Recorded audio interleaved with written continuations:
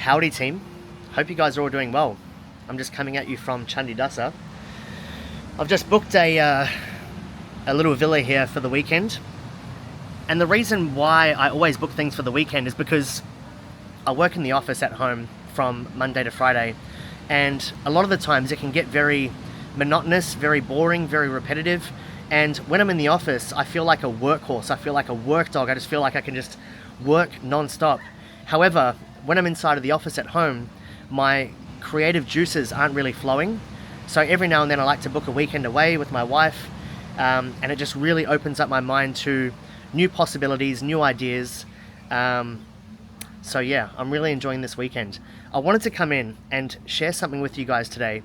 And the reason why I want to share this is because over the last few months, I have encountered quite a few coaches and consultants and agency owners and service providers that give up too easily. Like, the crazy thing is that inside of this marketing world, like, everybody reads that book from Alex Hormozy. At the same time, they're desperate to get new clients to grow the business, and so they come out with offers that they can't actually deliver on. They can't fulfill on their promises. They come out and they say, hey, I'll guarantee you 60 new clients in the next 30 days, and if you don't hit that target, I'm going to give you $5,000 cash back, plus I'm going to mow your grandfather's lawn. Like, it's absolutely ridiculous. And for the experienced coaches, for the ones that have been in this game for many, many years, they can see through the bullshit. Like, they know that it's just a marketing gimmick to get people into the program. But what I've realized is that guarantees, they tend to attract low-level, tire kicker, victimhood clients who expect the world and don't actually do the work. And what it does for new coaches is, new coaches, they will join a mentorship program, and as soon as they hit some kind of resistance, they face one little insignificant problem, guess what happens? They fall off the fucking bandwagon and they're nowhere to be seen again. Like, it's absolutely insane. People are so soft in this industry. People don't even know what work actually is. Inside of business, there's going to be problems. If you don't have a marketing problem, maybe you have a delivery problem. If you don't have a delivery problem, maybe you've got a sales problem. There are always fires to put out inside of this game, and as you and I, as business owners, we get paid to solve problems. You get paid to solve your clients' problems. That's why you get paid. But inside of you solving your clients' problems, you must also solve your own organizational internal problems. These internal problems of what happens when you face a challenge, what happens when you face a problem, what happens emotionally and mentally when things aren't going your way. It's really easy to win when everyone's winning. What really reveals somebody's true character is how they perform and how they respond and how they react when shit's not going their way. So I want to share this message with you guys because it's just absolutely blows my mind when I see how soft and fragile some of these coaches in this industry actually are. Like, they just don't have what it takes to succeed. I was talking to a friend of mine last week, and we got on this topic about how people give up too easily, and he goes, honestly, man, he goes, I just think that some people have it and some people don't.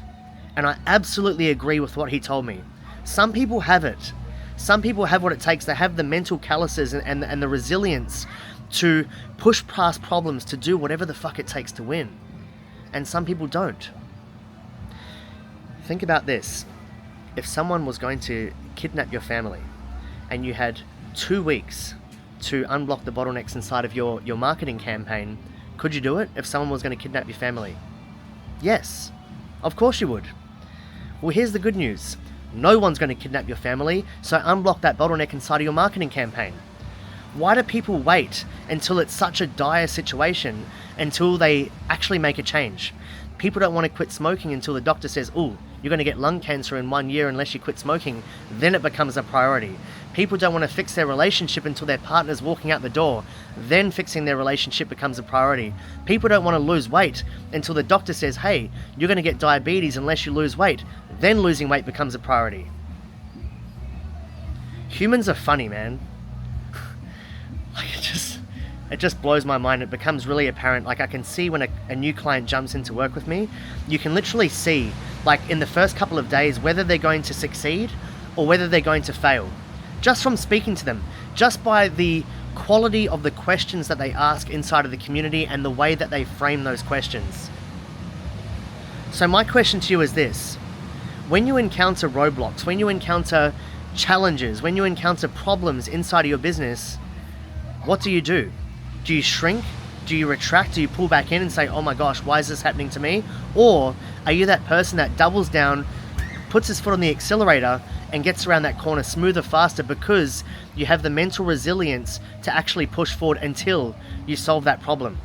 It is succeed or die trying. It is literally the survival of the fittest in this industry. And if you don't have what it takes, you may as well go back to a 9-to-5 job, because you won't succeed, and you're just going to end up feeling disheartened, disappointed, frustrated, and then to validate your own laziness, you're going to blame the system or the mentor or anything outside of yourself to protect your ego. Hope you have an incredible weekend. Be safe, be good, and I'll chat to you very soon.